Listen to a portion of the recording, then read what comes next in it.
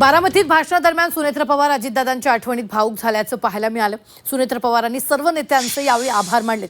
कधी नव्हे ते देशाला कळलं की दादा काय चीज होते। दादा नसतानाची ही बारामतीमधली पहिलीच निवडणूक आहे। ही निवडणूक बारामतीकरांची आहे। तुमचा भक्कम पाठिंबा यामुळे विजय निश्चित आहे असं सुनेत्र पवारांनी म्हटलं।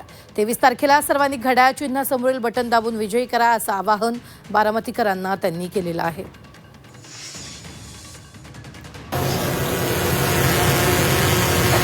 पवित्र स्मृतींना वंदन करते। आज इथं मोठ्या संख्येने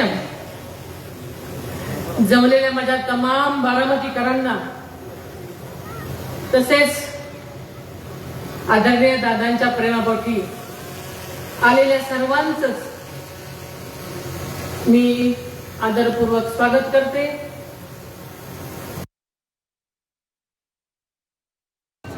आपल्याला माहिती आहे की त्या 23 तारखेला 23 एप्रिल रोजी होणाऱ्या विधानसभा पोटनिवडणुकीमध्ये आपण सर्वांनी घड्याळाच्या चिन्हासमोरील बटन दाबून मला प्रचंड बहुमताने विजयी करावे असं मी आपल्या सर्वांना मनापासूनची विनंती करते।